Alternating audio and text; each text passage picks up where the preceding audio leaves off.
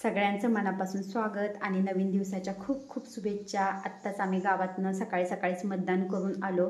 हे बघा मतदान केले मी। सकाळी लवकर मतदान केले म्हणजे गर्दी कमी असते, दुपारनंतर खूपच गर्दी वाढते आणि त्याच्यामुळे मग सकाळीच जाऊन आम्ही मतदान करून आलो। आणि आज मला लसूण लावायचे, घरातली बाकीची कामं आवरायची आहेत। तर आता मी घरातली कामं आवरायला चालली आहे। गावातून मतदान करून आल्यानंतर घराला जे हार लावले होते तसेच लाईटच्या माळा लावल्या होत्या त्या काढायच्या आहेत, कारण तुळशीची लग्न झाल्यानंतर आम्ही त्या सगळ्या माळा वगैरे काढून घेतो आणि तुळशीच्या लग्नापर्यंत आम्ही माळा किंवा आकाशकंदील सगळंच ठेवतो आणि त्यानंतर ते काढून घेतो। त्यामुळे ते काढायचं आहे आणि काढेल म्हणत होते, पण ते राहिलं होतं त्यामुळे ते आज घेतलं काढून। आणि खूप दिवस हार दरवाजाला राहिल्यामुळं किंवा ते लाईटचे किडे पडतात ना, त्याच्यामुळे ते चांगले झाडून घेतले आणि आता लाईटच्या माळाही सगळ्या काढून घेतलेल्या आहेत। आता हे सगळं व्यवस्थित पॅकिंग करून ठेवते, कारण लागतं आपल्याला मध्ये छोट्या मोठ्या कार्यक्रमासाठी आणि आपण लगेच काय आणू शकत नाही, त्याच्यामुळे हे व्यवस्थित पॅकिंग करून ठेवावं लागतं, कारण धुळीमुळे लगेच घाण होतं आणि काळं पडतं आणि प्लॅस्टिक धुताही येत नाही, धुतलं की मग ते सगळं निष्ठायला लागतं आणि हारच बाद होऊन जातात, त्याच्यामुळे व्यवस्थित पॅकिंग करून ठेवावं लागते।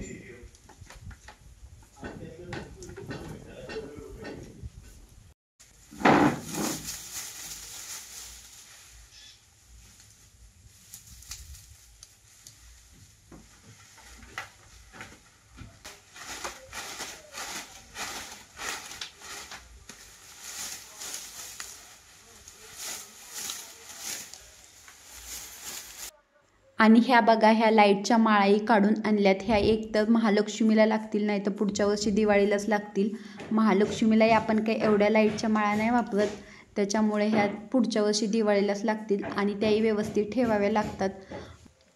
आणि आता हे सगळे हार काढून मी आता लागली आहे स्वयंपाकाला आणि आज मी स्वयंपाकामध्ये बनवणार आहे भोपळ्याचे धपाटे आणि त्यासाठी मी हा भोपळा किसून घेतलेला आहे आणि त्याच्यामध्ये लाल तिखट, हळद, ओवा, जिरं आणि हे सगळं टाकून डाळीचे पीठ, गव्हाचे पीठ आणि ज्वारीचे पीठ ही सगळी पिठं मिक्स करून कोथिंबीर वगैरे टाकून मळून घेणार आहे। भोपळ्यामध्ये पाणी सुटतं भोपळ्याला, त्याच्यामुळे त्याच्यामध्ये जास्त पाणी टाकण्याची आवश्यकता नसते। पीठ मळताना भोपळा आधी पिठाबरोबर एकजीव करून घ्यावा लागतोय, कारण ते पाणी जे सुटतंय ना ते किती लागतंय त्याचा अंदाज येतो, त्यामुळे आधी मी भोपळा आणि पीठ एकजीव करून घेतलं आणि त्यानंतर मग आवश्यकतेनुसारच पाणी टाकलं।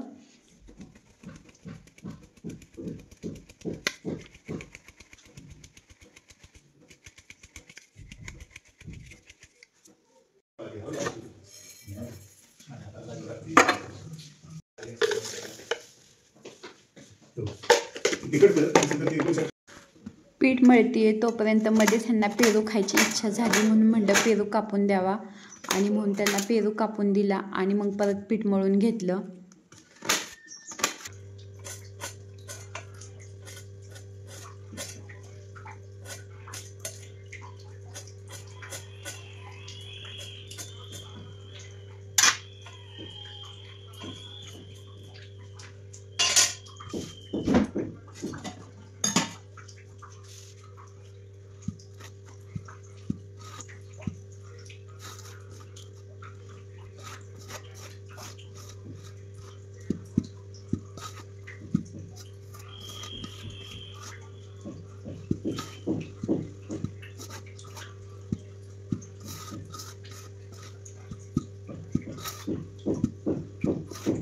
हे बघा, हे पीठ असं आहे ना, भोपळ्याला जे अंगचं पाणी सुटतंय ना त्यानुसार आधी मळून घ्यायचं आणि त्यानंतर मग त्याच्यामध्ये आवश्यकतेनुसार पाणी टाकावं लागतं आणि मग चांगलं मळून घ्यायचं। जास्त पातळ पीठ करायचं नाही, घट्टच ठेवायचं। आपण जसं चपातीला वगैरे पीठ मळतो ना तसं पीठ मळून घ्यायचं।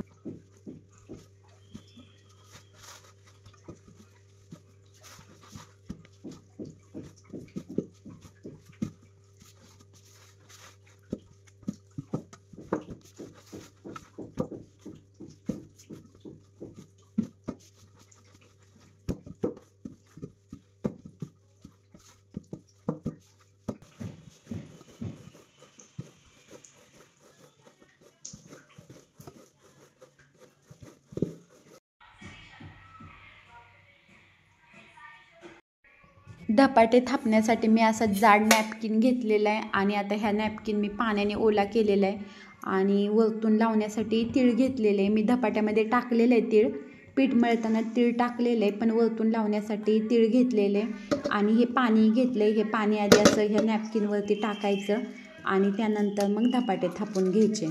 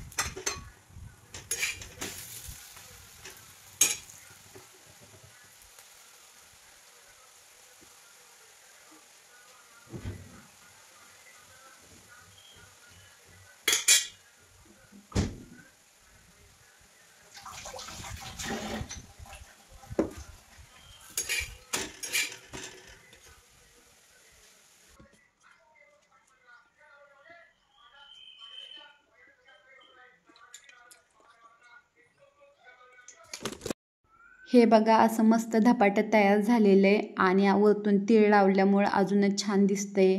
आपण ते दह्याबरोबर, मटकीची उसळ ह्याबरोबरही खाऊ शकतो.